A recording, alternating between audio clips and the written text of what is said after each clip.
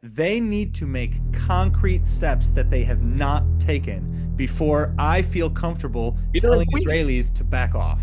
Either have we made concrete steps to show that we are of good faith. But Netanyahu didn't even discuss it because he didn't want to give in to Biden because he wanted to be friends with Trump, who might get elected.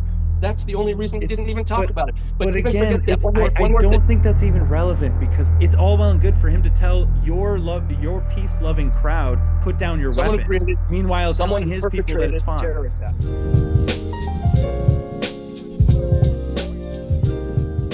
And I'm gonna get started. Are you ready? I guess so. Thank you for tuning in to the Poris podcast. We have a really great discussion planned. But before we proceed, please, of course, remember to subscribe to the channel for more. Now, my guest today is my first ever repeat guest, return guest to the program, Moshe Chertoff. He's member of the Forum of Israeli Peace NGOs Steering Committee. He's former vice chair of Democrats Abroad Israel. He's founding member of Israeli Social Democratic Party and former advisor to the Knesset member Zuhair Bahlul, as well as an anti-racism activist. Long, long CV, and it only gets longer, I'm sure. Moshe, it has been almost 5 months since our last discussion on the podcast. Welcome Get back. How out have of you been? here. Couldn't be. Wow. And Wow. yeah, I Five know. months. It's been about five. I Wow. know. I had to check. Thankfully, I date all of our things. Well, how flying ties when you're having fun. Indeed, indeed. And yeah, so I mean, just a quick recap, like you've been very, very outspoken, obviously, more than ever, I'd say, about ending the war today.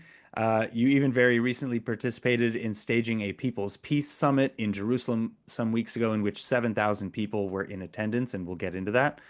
But also there have been a number of major developments around the world, not least of which is the launching of Operation Gideon's Chariots, which is Israel's new military operation, in which clearing and holding territory, as well as cutting off Hamas from abusing international aid by directly distributing to civilians, is the apparent and oft-stated goal. This is in spite of Hamas threatening and making good on those threats to murder Palestinians who refuse to pay Hamas's extortionate prices. Meanwhile, the Intifada has been spreading around the globe as all the unhinged quote unquote protesters have been asking for. Most recently, with the murder of two Israeli embassy workers outside of a Jewish museum in DC, and now the firebombing of a crowd in Colorado who had gathered to call for the release of hostages in Gaza. At least 8 people have been injured, including children and a Holocaust survivor. 2 victims are in critical condition. And in both cases, the terrorists screamed, "Free Palestine." Moshe, what's your take on all of this in on the back of, these peace summits that you're fighting for and ending the war, et cetera? Because these people are not calling to end the war, right? People like No. this are calling to kill Jews and destroy Israel. Okay. First of all, it's always a pleasure to be with you, Aaron, and I'm Yeah, honored that I'm first repeat. Wow. Will I get into the Guinness Book of what? Never mind. I hope Not so. necessary. Yeah. I hope I get in for better things. In any case, if so, um, I think if you ask anybody at Columbia University or Harvard or any of the other schools where there were the tremendous protests for Free Palestine back then, you'll hear from people who weren't at the demonstrations that this is only a small percentage of the student body of these universities. Same is true of the numbers of people either from the Arab or specifically Palestinian communities in the United States feel like they would support any kind of violence like you mentioned. It really isn't the majority of anything, but because it is terrorist, so it gets all of the attention. And it's just like there are many people who live in occupied territory who are wonderful people. I know many of them, peace-loving people. And who gets the attention are the ones that go out and do Jewish pogroms in Arab villages that happen to be on the main routes that cut through the West Bank. And that's the same reason that I'm sure almost none of your viewers knew anything about this peace summit that you talked about, where we had 7,000 people, because it didn't get into the news. This is all related. Why? I'll tie it together.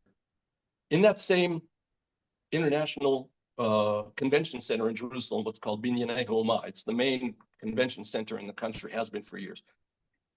A few months earlier, actually it's a little less than a year, a little over a half a year ago, the people who follow the extreme right-wing racist and anti-democratic minister of national security, Itamar Ben-Gvir, the people who follow him had a conference there for preparing to resettle Gaza. We're going to go back and actually make new settlements in Gaza. That was their plan. They had 3,700 people. It got all of the news. It was on the immediate live showing on all of the news stations. It got into the evening news, into the nightly news. It got into the next morning's news. And for a few days, that was all that people talked about. We had, about a month and a half after that, 6,000 people, not 3,700, 6,000 people in Tel Aviv. We filled the largest indoor sports arena in Israel to the brim, 6,000 people, not a word about it. We just had this summit just recently. That first one was on July 1st back in 2024. We just had this summit, 7,000 people. Amazing, not just the number of people, the people who showed up, ambassadors and whatever, not a word about it. And I've come to the realization, if you don't burn tires, you don't fight with police, you don't go interrupting traffic and making a mayhem, anything which is really, how should we call it? It's not newsworthy because that's not fair, but something which really brings in ratings, they don't care. Who wants to watch about a whole bunch of people who've been talking for the last 58 years about ending the occupation? Who wants to hear about all these people who hug each other and say how we want to live together, Jews and Arabs, Muslims and Christians and Druze and all of these people? No one wants to hear about that. That's not rating. And I know that you worked on a TV station. I wouldn't say that the station you worked on was mainly based on or only interested in rating. But let's face it, these are the people who get the interest, including the guys who go out and do these horrific anti, or we'll call them racially motivated or anti-Semitic or whatever, however you want to call these kind of attacks, because there's also attacks against, there was Islamophobia back then, and around 9/11, everybody understood that all of the Muslims in the world are guilty for, no, they're not. And neither are all of the Jews or even all of the Israelis responsible for what's going on in Gaza. We have come to the realization that if you look at the polls, and it's not a matter of just my opinion, let's look at the polls, latest polls say that 70% of Israelis, which by the way, 21% of us are Arabs, Israeli citizens, 70% of Israelis do not believe their government. Not that they don't trust, Sure. not that they don't vote for them. 70% don't believe. 69%, and here's the important figure, 69% of Israelis want or demand to stop the war immediately, to bring and allow everyone to go home, to allow Gaza to start rebuilding whatever is left to rebuild and whoever is left. 69%. We're not talking about a 52%, like a small majority. We're talking about a major percentage of the Israeli people, including in those 69%, including people who voted for this government. We don't see, first of all, I'll ask you, what has been the goal of the war since the very beginning? Nobody really knew for months. So the destruction, the return of the hostages and the destruction of Hamas as a governing entity and the removal of their ability to wage war against Israel, the removal from Gaza, the destruction of Hamas and the return of the hostages. That was pretty clear from the beginning. I've been to dentists before. He had an easier time pulling my teeth than getting Netanyahu to say that we're going to have to get all of the hostages back. His main goal and only stated goal was we have to totally crush, totally defeat Hamas. Let me ask you a question. What war do you know of that ended with the winning side killing everyone on the other side, every last person, Well, killing every single one? that's not the same thing. No. Hold on. I want to, Okay. because this is one of the reasons I actually really was looking forward to this conversation, because I think that we have, no, for real, because Yeah. I really, really, really, truly like and respect you. I want to say Me that, too. like, I have a deep-seated respect for you. I know that you come to your positions from a very principled place, and I know that you're a really smart intellectual guy. So, yeah, I mean, so well, so I don't want to, I don't want to downplay the fact though that despite that, I have a deep-seated disagreement with you on some of this, right? Because, for example, when it comes to the war, you're talking about when did we ever kill everybody on the other side? That's not how you win a war. You win a That's right. war.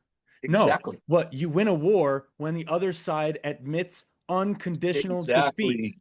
Well, and Exactly. so here's the Well, problem. no, one of two. And there are There's two plenty, ways. well, There's two ways. but there are plenty of Okay. wars like that. And the problem here is that Israel, unlike every other country I can think of in even remotely a similar position, has not been allowed to win. Not neither by Israelis nor definitely by the international community who holds Israel to a completely higher standard. So if we do not destroy Hamas's ability to like if Hamas is not admitting defeat, then they admit victory. If Hamas is not removed, if Hamas survives, they admit victory. If we allow Hamas to survive, they admit victory. We'll be back in this in Gaza in a couple of years after another horrible October 7th. They have said it repeatedly. Okay. May I? Yes, please. And first of all, I feel the same way about you. I'm honored that you want to come back and hear what I have to say. And I understand Always. from the very get go that we're not necessarily going to agree on everything, let alone very little. And that's okay. To Yeah, disagree is absolutely fine as far as I'm absolutely. concerned. No, for And sure. if you check any of the facts that I'm giving you, you'll find out that I'm not making these up. They're Oh for yeah, real. no, I'm not. I And, don't like. and Yeah, for okay, anybody watching, like, no, I do not think you're a liar. I I know, don't think you say but, anything. I but don't think you misquote things. No, that's no, no. not I what I don't meant think to you even say. misrepresent I anything. didn't I Yeah, didn't mean to accuse you of anything like sure, that, sure, but sure. I Okay. think that there are really two ways wars end, not just one. Number one is the obvious, like you said, one side concedes to defeat. They say, okay, we can't take this anymore. We're done. White flag and all that. The other way is that both sides realize that they're not getting anywhere except going backward. And that's what happens in war. In these wars in the Middle East, nobody ever wins. Everybody But always loses. but that Wait, one assumes. second. Okay. All right. One second. And so what happens eventually is that, and it has happened up until now, more or less, like you said, both sides come to the realization that we can't continue. Let's make an agreement. Now, unfortunately, for everyone in the region, I think there has been too much carnage, suffering, and therefore this might be the difference between all other wars, where both sides can come to an agreement, especially with Mr. Trump sitting at their necks and saying, I'm not going to allow this to continue. Now, they don't know what he will ever do, which is possibly one of his strong points, and they're going to have to realize that something has to be agreed upon that will end this. Now, unfortunately, if we go back and take a look at Mr. Netanyahu, in the very beginning, he never talked about making it a top priority to bring the hostages back. His top priority was to defeat the Hamas to the very last fighter. Now, okay, he may be saying that as just a matter of speech and not really me, but he's saying that, and he's still saying that we have to defeat the very last one of them. We have to destroy every tunnel down to the very last tunnel. That will never happen.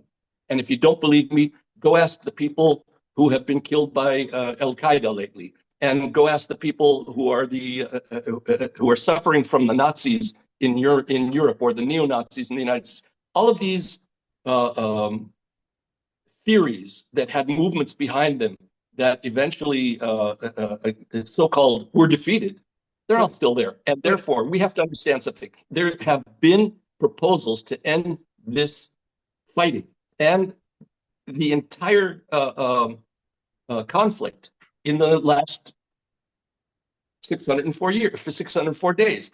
There was the Biden plan, which I was on to almost a year and a half ago. I know. The Biden plan had Netanyahu said, you know what? Maybe we should try. Let's get more into it. Let's talk about it. Let's start discussing it. He never did. He didn't want to. And the only reason he didn't want to is because he understood that according to the Biden plan, he would have to end the war. if he ended the war, he knows that there's going to be an investigation as to why the Hamas got across this invincible border. But if I So may, easily. if I may, Moshe, even if we remove Netanyahu from the equation, we would end up in the same situation because you have Hamas, which everything they have ever done and said points in the same direction, and they are very open about that direction, that they want to kill us all. They want all Jews worldwide dead. They want Israel gone. They want ultimately a global caliphate. That they're we're dealing that's the organization we're dealing with. So the problem is I that when totally we're agree. talking about I'm not disagreeing. so but then the issue then is that when we're looking at the two options of ending a war, right? Mutual agreement, that mutual acquiescence to the logic of peace, or the idea that one side has to admit defeat, has to understand that they have been defeated. Well, if you're working with an organization like Hamas, which is a death cult that revels in the destruction of their own people and their society, they cannot be reasoned with. You can't end with a acquiesced peace with an organization that is a death cult. Okay. You won't hear me talk anything Well, nice about the Hamas. well then, so how No, do you you won't end the hear me. war immediately tomorrow Okay. without the Okay. disarmament and removal of Hamas and the return of all the Well, hostages immediately? okay. Okay. So, because we're not going to defeat the very last resistance fighter or freedom fighter or terrorist or however you want to call them of the Hamas and the Islamic Jihad, that's not going to happen. We then have to realize they're going to have to make conditions. The Biden plan had the conditions. In the Biden plan, Hamas would be leaving. They would be leaving power. They would be giving up all of their weapons to the Palestinian Authority, which a lot of Israelis and Jews and other people think that ain't one of the best alternatives, but it is an alternative. And we've been working with the Palestinian Authority even today in keeping down the number of attacks on Israelis. And yes, there have been individual fighters from the Palestinian Authority who have also caused terror attacks. But what we're talking about is the Biden plan would have not only changed the military makeup of the area, you also have the French as part of NATO, because if the United States is in, so is NATO. So then you have the French who can go into Lebanon, who have been, Lebanon is changing, almost Lebanon, 180 Lebanon, I'm degrees. very pleased with Lebanon. Yes. Well, I Yes, mean, and with as Syria, pleased as I think I can be at the moment. I want a lot more, but and with I'm Syria. happy And with can the you change. imagine? Can you ever have imagined having said, "Wow, I'm so impressed with what's going on in Syria"? I'm not No. impressed at whole. No, I'm not impressed with Okay. Syria. I'm not impressed with Al Okay. Jolani. I still look at Well, him as nobody knows ISIS. I that. think it's abhorrent that we're Nobody knows that. sitting with him and he's That's a killing wild Alawites card. and Christians and Druze. No, I'm not impressed with No, I Al agree with you. Jolani. He is a wild card, but on the other hand, take a look at what happened in Lebanon. Lebanon has taken the Yeah, Hezbollah out of government, which means it isn't the end of Hezbollah necessarily. But right. if the French come in, who are the patrons of Lebanon, and they suggest, listen, let the French and other NATO troops come in here. We'll take all of the arms from Hezbollah and we will give them to the Lebanese army, and we will train the Lebanese army, and we will start with huge investments to reconstruct what has been destroyed in Lebanon. Right now, the situation seems appropriate, seems ready for that kind of a solution. It wasn't when Biden was making those proposals. Now, those proposals are only the military ones I've been talking about.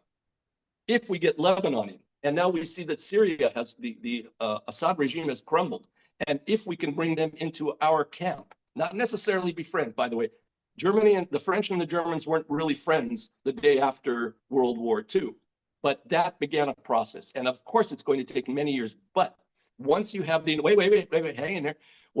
Once you have the Americans and the French and all of NATO in this thing to get Lebanon in line and to get Syria in line, and you've already got Jordan in line, you've got a whole swath of the Middle East that will be thinking in terms of how do we prevent the next war. We don't have to all be friends here. Now, we've already got the Emirates with us. We've already got the Moroccans with us. We've already made peace with Jordan. We've already made peace with Egypt, with the largest army in the entire Middle East. What Biden was talking about was creating a Middle East NATO, in which case we have separated Iran from the equation.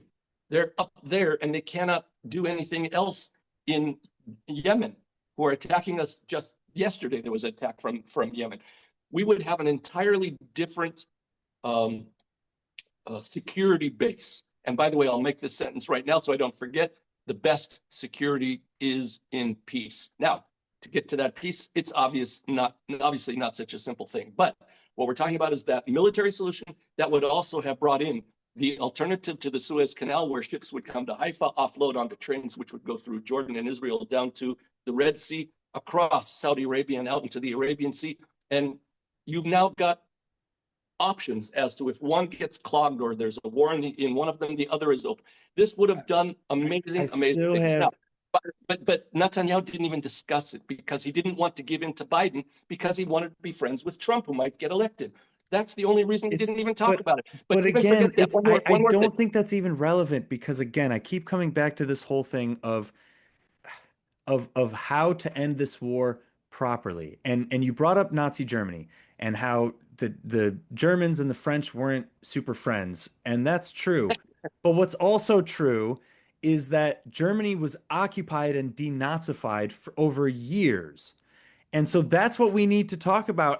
If we're being honest, was part of the Biden plan. But Hamas, but that plan doesn't exist anymore. And honestly, I'm not really sure that it ever did on the part of Hamas because I don't really trust them. I still don't.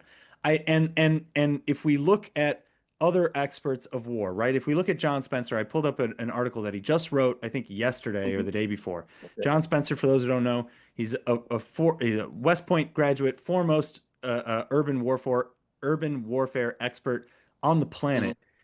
This is what he says. He says, a call for a ceasefire may sound moral. They're not. A ceasefire without victory rewards war crimes, mass hostage taking, torture, mutilation, rape, the deliberate use of human shields, and the slaughter of civilians. These are not tactics of desperation. They are strategies of coercion. If such methods are seen to succeed, they will become a template for every terror group, militia, or hostile regime in the world. This goes on. I mean, it's a very long article, but I thought that was a pretty good point. And then he also brought up Germany, and he said basically a very similar thing. Hamas, in any fashion, and any of its members cannot be anywhere near the future of Gaza. That's the only way. There needs to be a total. You won't hear me disagree. But let me ask you the simple question. The simple question is Hamas currently a danger to the state of Israel? No. They are weak to the point where they only come out for a moment to fire a RPG or something else and do horrible damage to our soldiers. If allowed to survive and rebuild, they are right now. But you have to understand, even according to Netanyahu's goal, his main goal, he has destroyed the Hamas infrastructure. None of their leadership is still left. You kill the next one in line, then someone else is going to come in. That we have gotten to the end of the war. The only thing that can be gained by continuing this war right now is more suffering on all sides. I disagree. I think Gideon's chariots. I think the beauty of Gideon's chariots is that Israel is finally getting at the heart of the seat of Hamas's power, which is cutting them off from aid distribution. So no, I don't think Hamas is down and out. I think they're biding their time. That's what I think Hamas is doing. They're not only down and out, they're gone. And there are just small units of like terrorist units of 10, 20, 30 people. I believe they're still armed. How many times have we been in Bir al-Balah and conquered it and gone through and cleared it all out? We've gone back for the fourth and fifth time. You're not going to find the very last ones. They pop out of their tunnels and they fire either at Israeli army or at civilians going to get food because it's circumventing their control and whatever. They have enough tunnels and hiding places to hide 60 hostages. So I'm not. Well, no. They first of all, let's go back and assume that there are 58 that are supposedly still around. And out of those, there are approximately 20 who are still alive. Approximately, we hope they are actually 20 who are still alive. The rest of them who were killed, I don't know if we're ever going to find the bodies because a lot of the people who were the only ones to know where they buried these Israelis who were murdered, they were killed in the fighting. We may never find everybody, but let's go back to why I'm talking about the Biden plan is because Netanyahu refused to even deal with it. Now, What is Trump doing right now? More or less like the Biden plan. It's just like he did. He takes advantage of things that other people did, and then he calls it his own, just like the Abraham Accords. Mm. He didn't make peace between Israel and the Emirates or the Gulf states. We were never at war with them, number one, and we have had economic cooperation since Shimon Peres' time, when he was together with Yitzhak Rabin. That's what he does. He takes these things that have been developed and he runs with it. You know what? As far as I'm concerned, give him the credit. Let's cut to the chase and do it. And part of the Biden plan was replacing Hamas with a Palestinian Authority overall control of the infrastructure of Gaza, taking them out of positions of power, eventually coming in and taking out their weaponry and everything else. Italy just recently said they would be willing to go into Gaza and remove all of the weaponry from Hamas and take them out of take everybody else out of danger's way from Hamas. And that's fine. I'm all good with all of that. But if we go back and understand, there was a Gershon Baskin, a friend of mine. Gershon Baskin was the leading negotiator with Hamas. He's always stayed in touch with Hamas until the very last minute. He was the guy who also was the architect of the release of Gilad Shalit.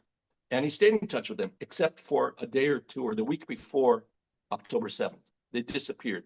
They all went into hiding. And after October 7th, he understood why. Because they were planning this thing to happen. They knew exactly when to hit us. And what brought down and then suddenly his partners for peace weren't very partnery. Whose partners? Gershon Baskin's. Hamas? He didn't say they're partners for peace. He never liked Hamas. He doesn't like them at all. He never has liked them. Don't say that a person working for peace likes the enemy. That's not necessarily the case. Okay. All right. That's fair. That's fair. He was in touch. He was in touch with them all the time. And now he understands these people will not give up, relinquish power, control, and the ability to do whatever they want to do so that they can become more popular. And just like you're talking about, get more and more people to, but the same is true as looking at the Israeli government. Netanyahu has absolutely no desire to end this war, because once the war ends, the day after will begin an investigation committee, a national investigation committee that he will have no control over. It won't be the army investigating itself. This will be a true investigation committee. After the Yom Kippur War, how long did it take before there was an investigation committee? 2 months, and there was an investigation. 2 months. Here we are, how many months along? And we haven't even started, and he won't allow it until the war is over, because we know that once the war is over, he's going to be kicked out of power. He's going to be blamed for letting Ben Gvir and Smotrich take so much power that they could remove 2.5 platoons of Israeli troops from the border fence in Gaza and put them in the West Bank to guard the settlers when they go out on a rampage. That's what happened right before October 7th. This is what gave the Hamas the green light that this, if ever has been a time, this is the time, because they realized that our defenses weren't there. Why wasn't there a tank opposite that fence? There should have been. And there should have been 2.5 more platoons of soldiers there. They were taken out. In this respect, you're not going to hear an argument from me as well. Like I'm not here to defend Netanyahu or the Israeli government, and certainly not the extremes of Smotrich and Ben Gvir. In the end, I don't really care about who caused wars. I would prefer to put my emphasis and everything I can think about. But I also think that this attack was an inevitability. We know from recent documents recovered in Rafah that Yahya Sinwar and his ilk planned this attack to derail peace negotiations with Saudi Arabia. The fact that the Israeli army was, but the fact that the Israeli army was absent from the border fence was not particularly relevant to the objective of the plan, which was to kill, murder, and force Israel into a conflict.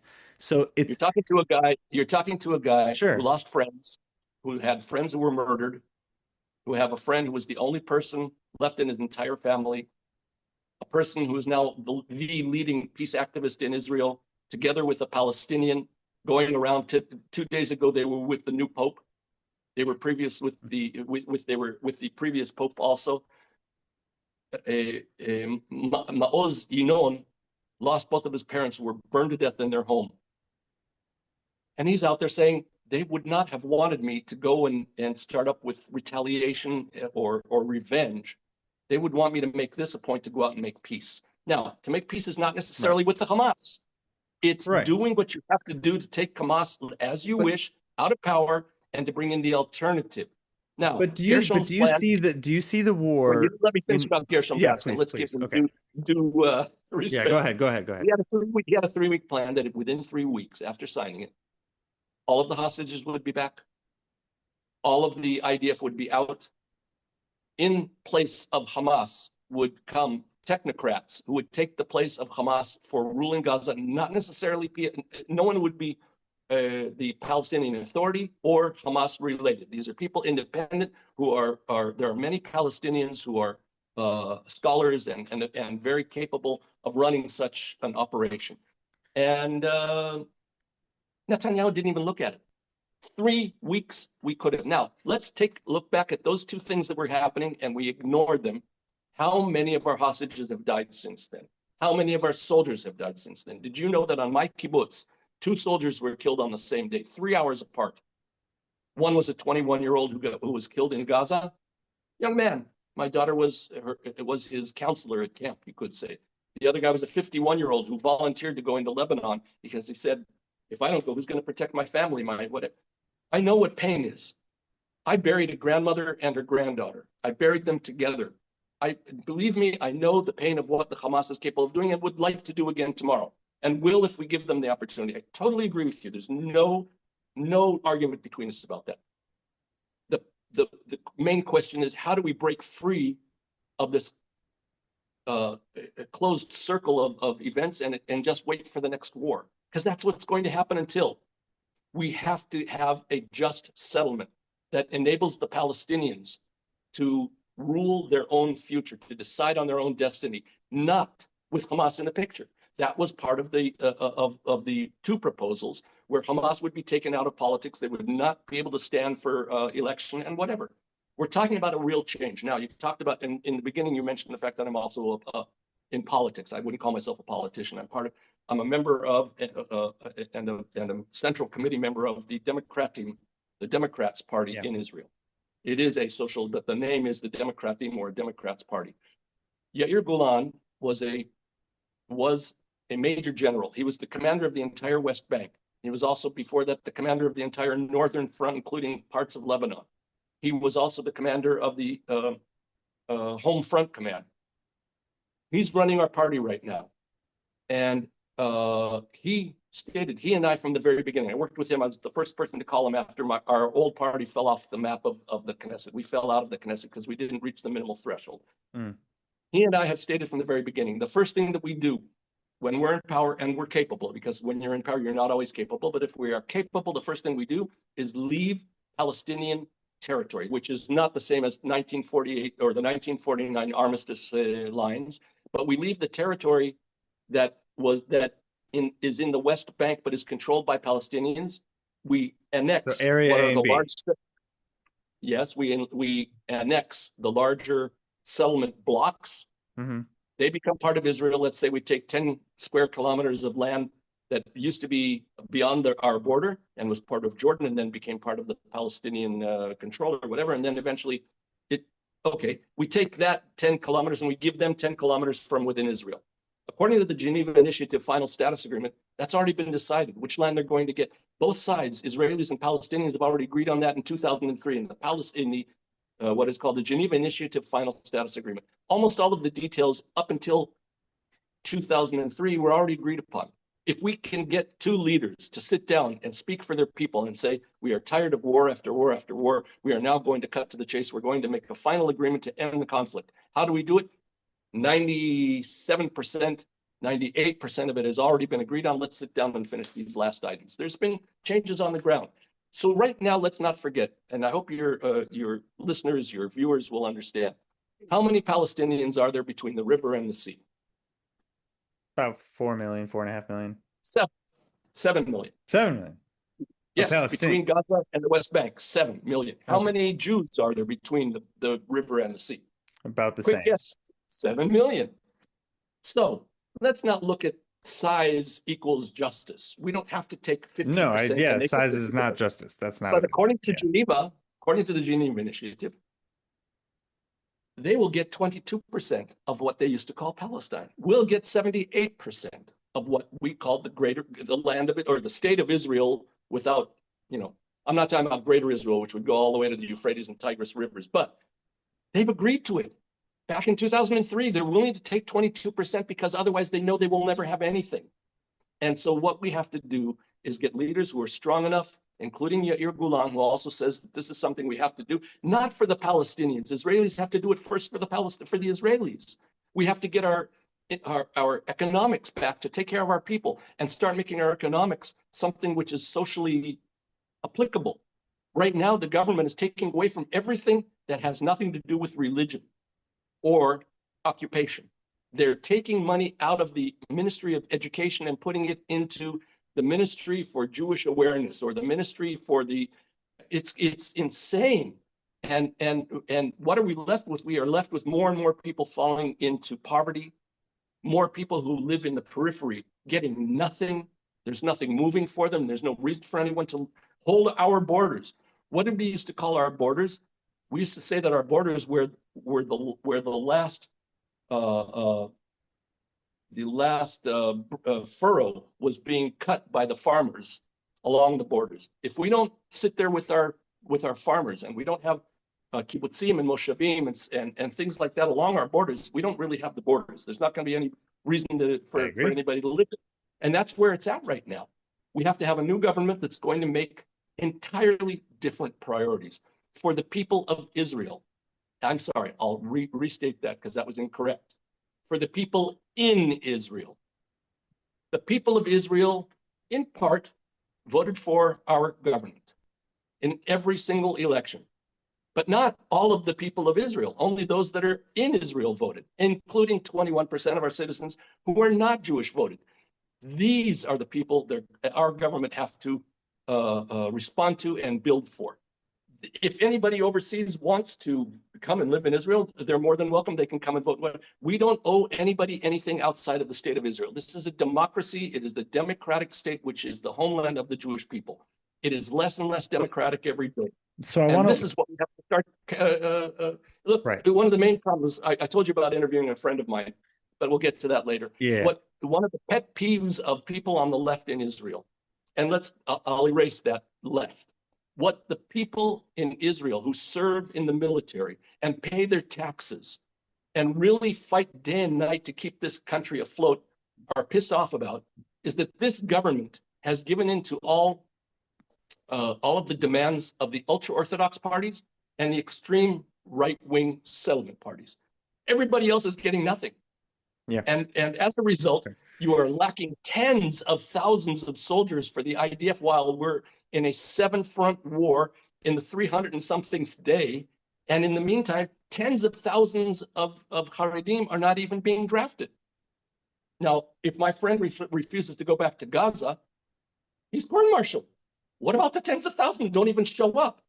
And many of them, I agree with you there. What is their motto? What is their model? I will die before I will serve. Whoa, okay.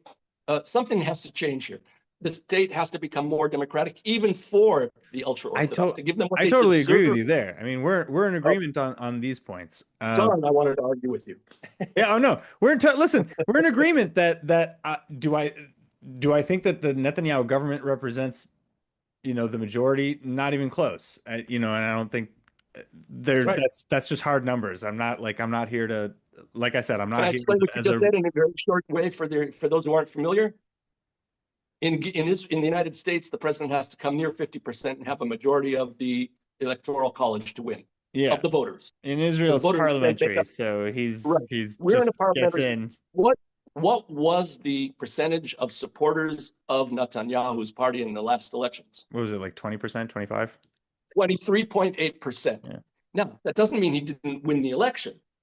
He's the biggest party, and he's the one who could form a coalition.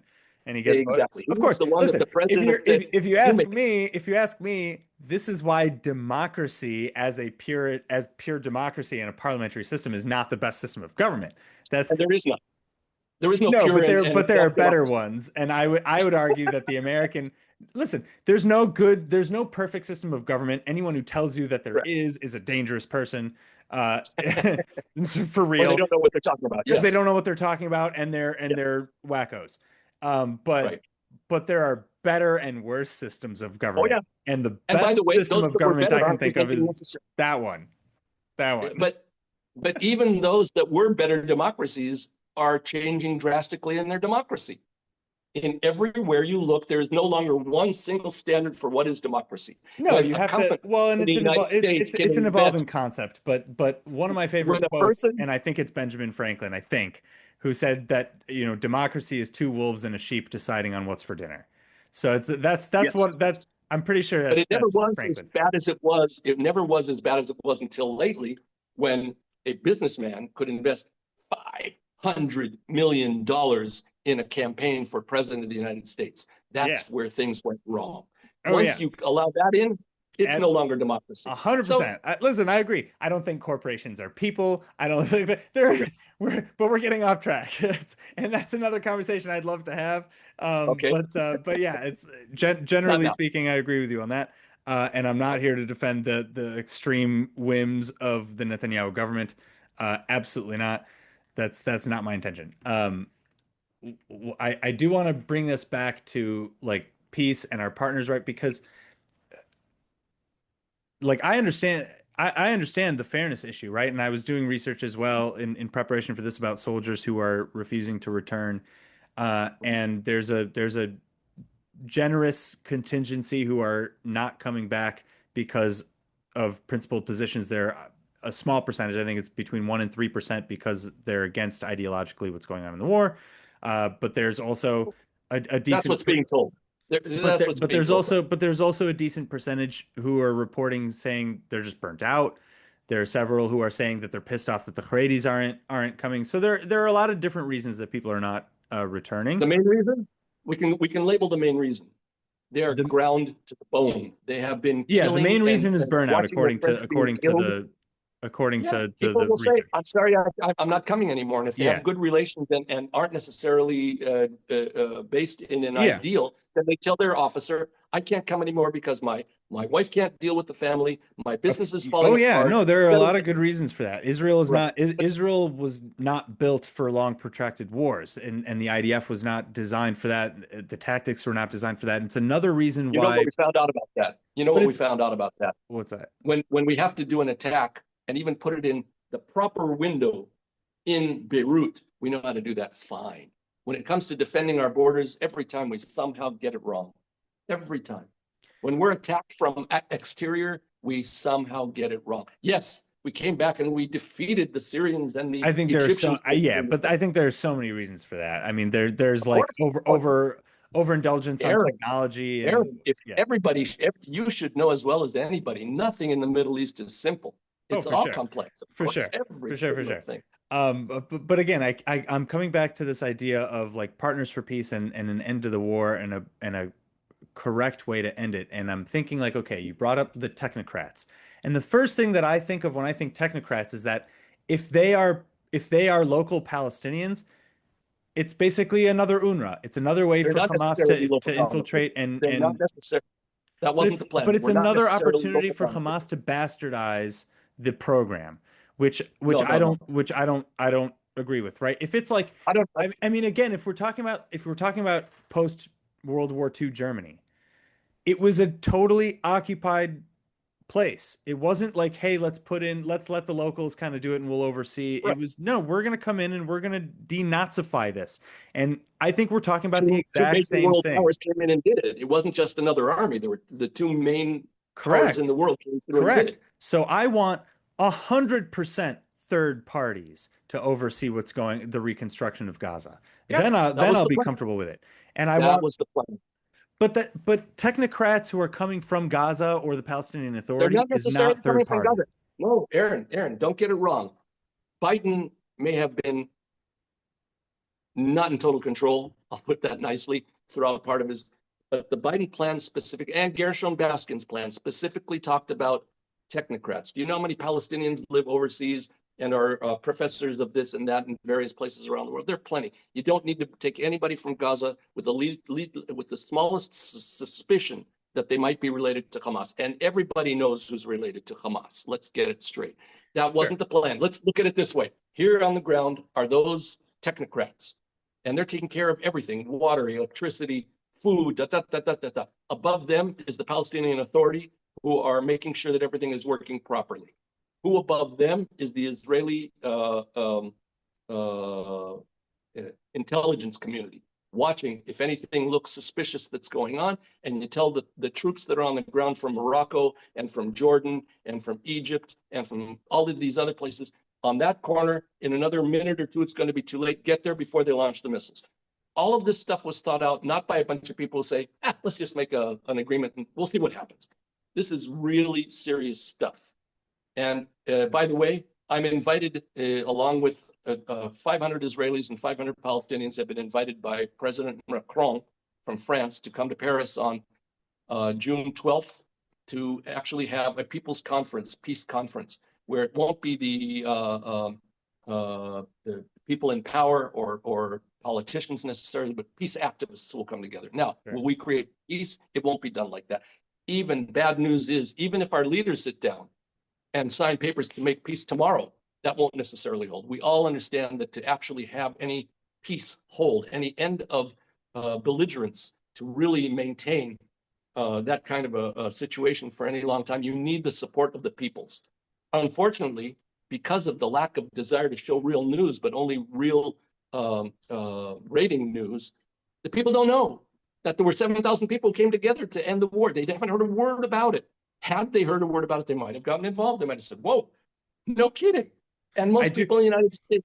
For the record, I do think that my old network, the Media Line, I do believe that they, shout out to them, I do believe that they covered you, by the way. I'm impressed. I do believe that they covered you. I'm pretty sure that they did it. It may be true. Aaron, I got a feeling that if I walk down any street in any city in Israel, if they heard about it, nope. Yeah, they probably would. You're probably right. You're probably right. And let's face it, this is also one of the main problems in doing anything proper in any country, anywhere in the world, is people don't necessarily watch mainstream news anymore. They're looking at internet stations that they pick and choose what they want. The Russian people who came from the former Soviet Union are watching stations from Moscow. Well, it's a good argument though it's a good argument for the position that you don't need the mainstream media to get your word out though anyway. So okay, and I'm in favor of pluralism. But like, okay, I watch the Israeli channel. I watch the Israeli Fox News station, not because I agree with them, because I want to understand where they're coming from. Yeah, for sure. And I also watch Fox News. But so I want to okay, let's talk about the peace summit a little bit more. Yeah, because you had Mahmoud Abbas also address the crowd. That's right. And you sent me his address. What you sent me his address, I watched it. And I also did a little bit more research about previous speeches and things that he has said. And I mean, again, I just fall back to this place of mistrust. But my mistrust is because even though I really want to believe Mahmoud Abbas, I don't see any actions to support his rhetoric. Zero. Okay. I don't see any, right? He and his government have never moved to address the charter and the positions in the charter that call for the destruction of Israel. They've never done anything about that. They have never done anything to remediate the glorification of martyrdom and violence in their education. They have Number 2 is correct. Number 1 is incorrect. Your previous statement was incorrect. They've changed the charter, but it doesn't matter. The charter was not changed. I've checked. I checked. The charter was not changed. It was a political show. They said, "Oh yeah, we'll talk about it," and they never did it. And the only vote that they ever had under Arafat was a vote to talk about doing it. But it wasn't a change. An actual change was not on the vote, and it was not approved, and it was not ratified. So no change has ever been made in their documents, and they've never done anything about their education. Only recently have they ever done anything about pay for slay, but it's widely suspected that it's just rearranged in a way because he's saying now it's going to be based on needs, and it's still going to be targeting prisoners and their families. So to me, I don't see that as a legitimate move. I see that as a cop out, as a way to avoid sanctions. And bring other people back to the table. And then I see the other actions as a clear evidence that he does not walk the walk, and then walk his talk. And then as far as his rhetoric, The only time he has ever spoken out against violence is couched in this double sides narrative. He never, ever has spoken out against attacks against Israelis per se. Not Never. true. He Not true. always talks about both sides. I disagree with violence against civilians. But when we talk about, when we look deeper into what he considers justice and who he considers civilians, we fall back into very extreme rhetoric very quickly. When we Okay. talk about Okay. he talks about justice in the address that he sent you, that you sent me. He talks about justice several times. When Abbas talks about justice, historically, he's talking about falling back to old weird resolutions where Israel has to absorb 5 million No, refugees. no, not necessarily. Not necessarily. He's talking in terms of justice. First of all, ask him. But also, when he's talking about justice, any Palestinian you talk to will not be in favor of peace unless it's a just peace. What do they mean? They don't mean getting back Yafo and Akko and all of the, or taking back all of Jerusalem. No, what they're talking about is actually addressing the real issues. According to I the mean, Geneva, if you watch Corey Gill Schuster in the Ask Project, and I've been following his work for years, and he goes into the Palestinian territories and he just asks open questions, uh, often pertaining to exactly what you just said. That's not my experience. My experience is that most of them say we want all of it. We want Israel gone. We think that these are foreign occupiers, and we want Haifa and Akko and Jaffa back. That's exactly what they say. okay, so So that's it. that's, We I mean, shouldn't make that's a peace. non-starter. What should we do? Should we then move them out of Israel, out of the occupied territory? Because we're No, never but going I'm to, how no, but long? I'm 58 that's not at years all what we've I'm saying, tried. and I don't actually agree with that Okay. position. But what I Okay. will say is that I'm not going to reward them with a state unless they Okay. make Let me go back. concrete moves towards peace. Let me go Not back to just what you towards said. my community, not just to get me to lay down my arms, but to get them to lay down their arms. Until he tells his own people, I'm hard no on paying for people who commit terror attacks. I don't care about need. If you commit a terror attack, you're not going to get a dime. How about that? How about if you are educating to martyrdom, I don't trust you, right? It's all well and good for him to tell your peace-loving crowd, put down your Someone who weapons, created, meanwhile someone telling who his people that it's perpetrated a fine. terror attack. Someone who perpetrated a terror attack. What does he deserve? Prison or worse. Okay. What about the Jews who perpetrate terrorist Prison incidents? or worse. Absolutely. I don't agree with Okay. terrorism. And I think a lot of the settler I wish violence I could is shake really your hand through terrible, and the I will talk lens. about that as well. I wish I could shake your hand through the lens, but most Israelis would not agree No, with what you just said. and I know what's happening like in Brooklyn and things like that, and I disagree with That's it. I don't think that it's okay. Let me okay. go back. Let I me go think back that to the what you army said needs about. to get back on that shit as well. I do not agree with uh uh what's it called? Extra military or terrorist or politically motivated violence, particularly targeting civilians. Any violence, Absolutely. any violence, I even if will it's personal. Sure. Well, I Right. mean, listen, I wouldn't be a realist. I wouldn't be rational if I didn't say that violence doesn't have a place in our society. It does. But I would agree that we need to minimize it to the best of our ability. All right. Let me Um, go back to what you said yeah. before. You used an interesting word, rhetoric, about Abu Mazen. Mhm. As a peace activist, and really, you're talking to a guy who did 22 years of service in the IDF, and 20 of it in reserve duty, and 2 of it in basic duty, what do you call regular duty. I almost never served anywhere except on the border or beyond. I served in Beirut. I served in the Lebanese mountains. I served in the Sinai. I'm not just a person who says, okay, let's give it all away. I don't care. I mean, we have to make peace. Let's just get it over. That's not me. But we have to, as a person who is a peace activist, I have to try to think about what the other side really wants. And in terms of being a realist, I have to think about what they really can get, not only through their own means, but international means or anywhere else. We have to understand that the Palestinians look at what Netanyahu says as rhetoric, and what any Israeli leader says as rhetoric. They don't trust the Israeli Trust but army or the verify. Israeli government. Excuse me? Trust but verify. That's the motto, Yeah. right? Like, okay, fine, but let me see what you do. And that's why I don't trust Yes, Abu and Mazen. yes, but okay. No, here's where Netanyahu plays the game properly. But let me just finish and mark these points. I want to make sure that I talk about them. The rhetoric is a matter of opinion as to whether it's rhetoric or truth or intention or whatever. Rhetoric is a blurry word.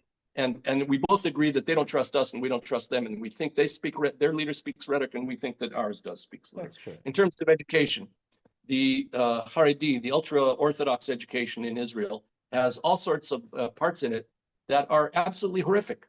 Horrific. That would never be allowed in any American school.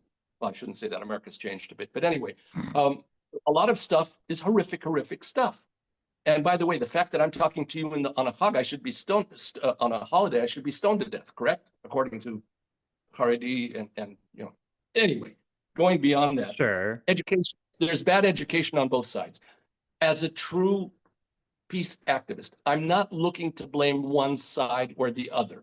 I'm not trying to come out as the winner, because in war, in these wars in Israel, no one ever wins. Everyone loses. And here's a mantra that I will use over and over again. You probably heard me say it. If you want to be truly pro-Israeli, you also must be equally pro-Palestinian. And the inverse is true. If you want to be really pro-Palestinian, you also must be equally pro-Israel, because neither side can win. If one side does win, both sides actually lose. It will be horrific if one side actually wins. Doesn't matter which. Horrific. We don't want. I'm not talking about only the war and its consequences. I'm talking about the consequences after the wars. In any case, what we talked about was, what you mentioned was award them with a state.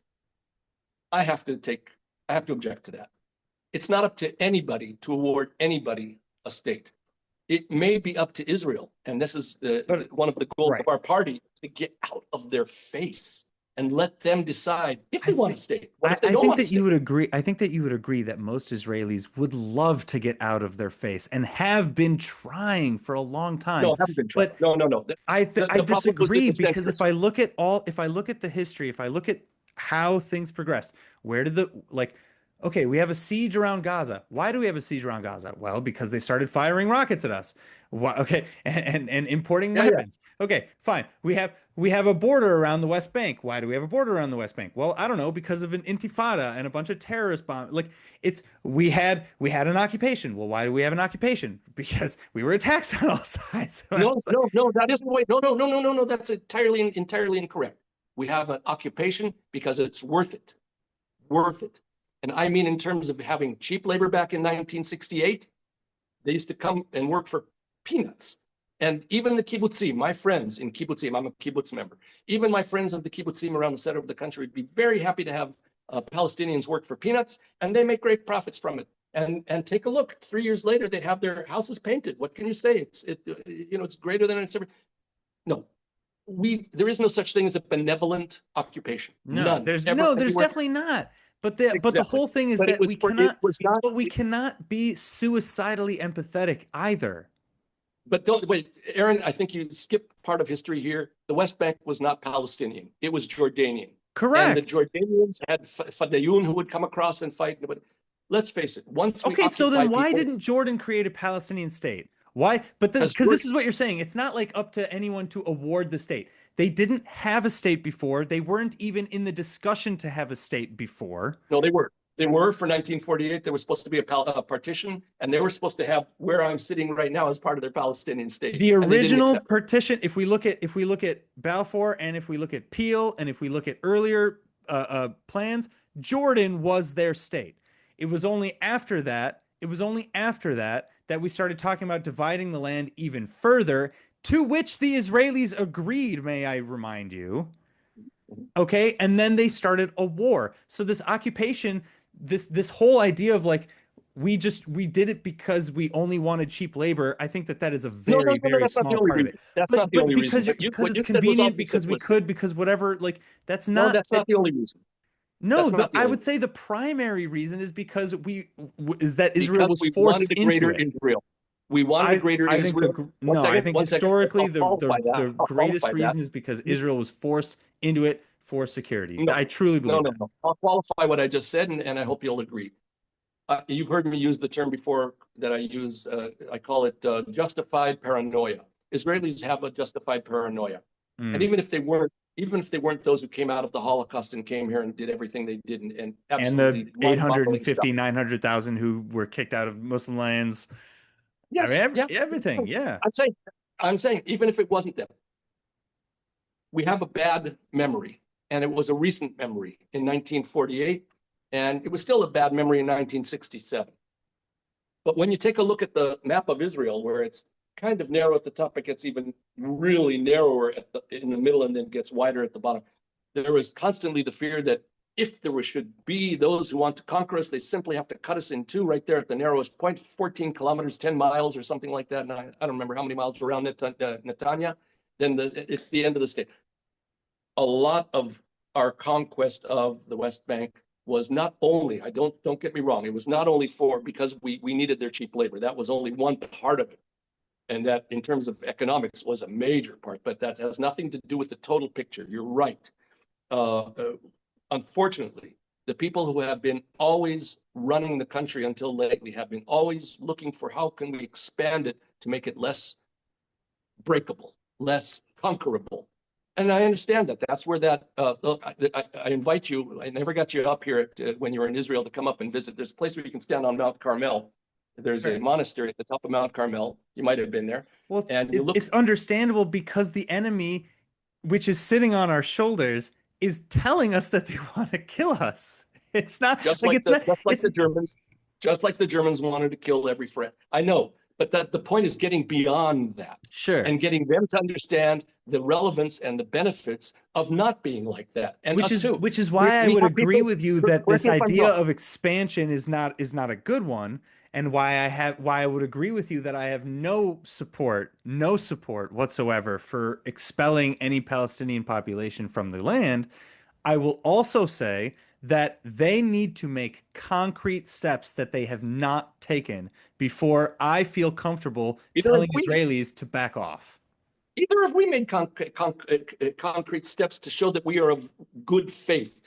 We have to be, in my opinion, in everything I do, I have to be worthy of the appreciation and love of others. I cannot demand it. I have to be worthy of it. If I go and slap them in the face every day, I'm not going to get There around were to that. far But more I want you Israelis tell me, working to peace than there okay, were but it's the not other a way around. competition of who has more. That's not the competition. The No, but competition this, is who but this, willing. Wait a but you're, second. but you're, Answer me a but you're question. Answer me a equating. No, no, question. no, hold on, because you're equating, however, between like on a societal level between Israel and the Palestinian Authority, and I take issue with that simply because I do not No, see I'm not the equating.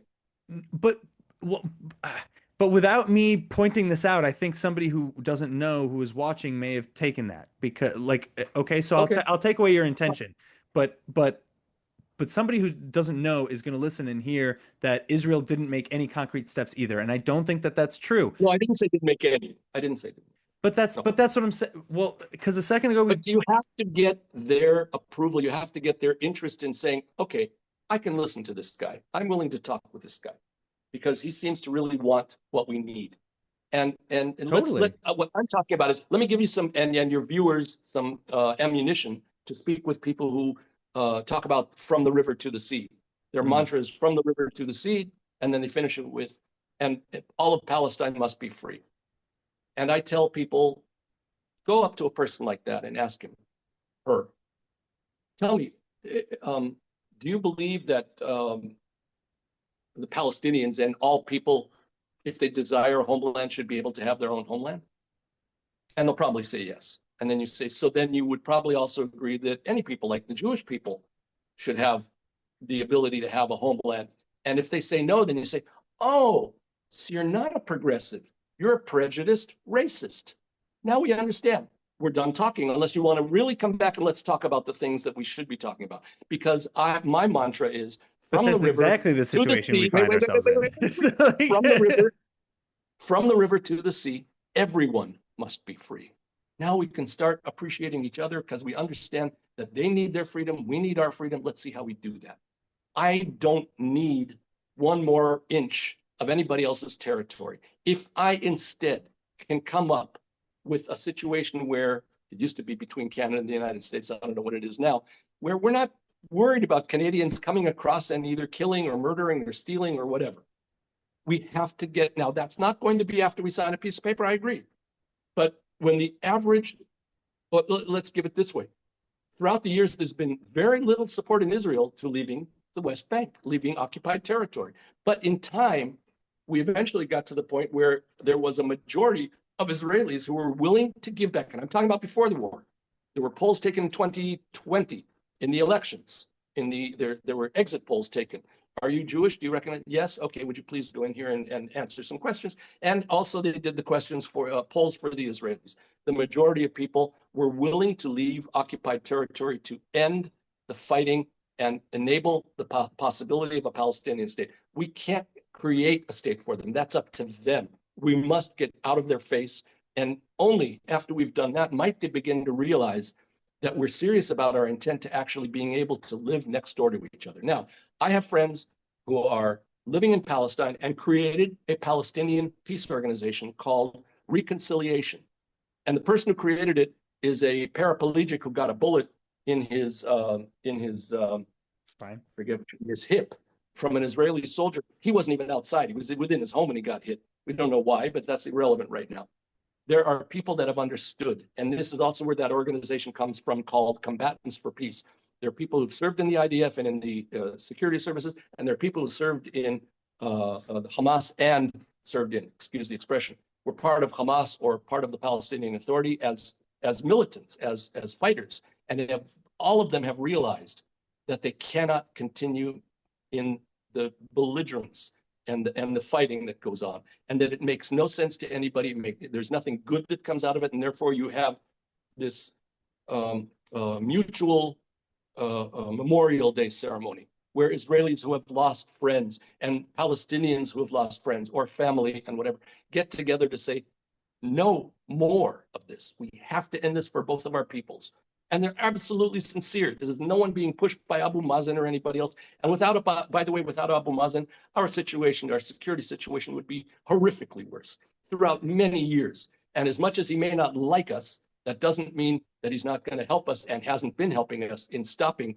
And they do a lot of the work in stopping terror organizations and terror actions. Now, when we talk about Abu Mazen, then we have to also talk about Netanyahu. Now, I was with Abu Mazen in Ramallah when he announced to us the fact that how does Bibi make it look like he is the only one of all of the people in the region who wants peace? Abu Mazen and Netanyahu sat together at a point way back, and they discussed things and came up with certain agreements on this or on that. Obviously, not an agreement for peace. Story that the right. Stories came out different. Okay, so not came out different. We're different. That was putting it mildly. Yes, they made certain agreements, whatever. They came out to the press, and Netanyahu started talking. And Abu Mazen was looking at him and saying, "What did he just say?" Netanyahu says things that were never agreed upon. Everybody knows nowadays that the man is a liar in almost everything he says to the public, and he always has something in the background that he's really trying to do. And therefore, Abu Mazen said, "I will no longer sit alone with him in a room. This will not be a meeting between two people. I need a third person, independent person in the room to be able to say, I'm sorry, that was not what was agreed upon. Here is what was agreed, etc." And so when the press asks Netanyahu, "Are you willing to sit with Abu Mazen and come to an end to the conflict?" He'll say, "I will be willing to sit with Abu Mazen at any place, at any time, just between the two of us." So can you? And that sounds wonderful. And then they ask Abu Mazen, and Abu Mazen says, "No, I'm not willing to sit just between the two of us." What does that sound like? Netanyahu wants peace. Abu Mazen doesn't want peace. But in the reality is that Abu Mazen is not willing to sit alone in the room with him. That's why he won't sit with him. So there's just an idea. Things are complex. Do you know when that happened? Because I can't find it. I'm not like I'm just saying I can't find it. Do you know when? I think about, if not 6, it must be like 7 years ago. I can look because I have a photo of myself. I have a photo of myself shaking hands with Abu Mazen and sending him regards to my friend, the Muslim member of Knesset. You said they had their aides and such in there, or it was just the two of them talking? Just the two of them. It was just the two of them talking. Because that's it. I can't find that. I was using AI to help me find that, and it said it pumped back that there is no public record indicating Mahmoud Abbas and Benjamin Netanyahu sitting alone for direct one-on-one talks. Oh, they were. No, and well, right. So I believe you. I'm just like I can't find that. Let's take it even one step further. The French Prime Minister came approximately the same time that I was there. French Foreign Minister came to Jerusalem and Ramallah. And he said, "I'm going to hold a peace conference in Paris. I want you to come. Will you come?" Abu Mazen said yes. He sat with Netanyahu at the prime minister's residence, and they're standing there at the podium, each at his own podium, and the foreign minister tells the world about how he's invited both of them to come in, and Netanyahu doesn't even look at him, but talks about everything other than saying no. He isn't coming. This is the kind of manipulator that Netanyahu is, and he is an expert in getting things across that he doesn't necessarily mean or say. Amazing. So what can I say? I'm not saying that Abu Mazen is good and Netanyahu is bad. Both of them, I'm sure, have their better parts and their worst parts, but we have to stop thinking in terms of they're wrong, we're right. They're bad, we're good. We have to find the mutual reasons and ways to end the conflict. It's not going to end by itself. So But there are I think in that voices. respect we agree. I just want to drive it again that I agree with you. I have no like I'm not sitting here with any particular love for the Netanyahu government. I've said that a couple times. I'll say it again. Like that's not what I'm here to do. I love the region and I love Israel as one of my parents, right? My two parent countries are Israel and the United States, and I love them dearly, and I want what's best for them. And I know in my heart that peace is what's best.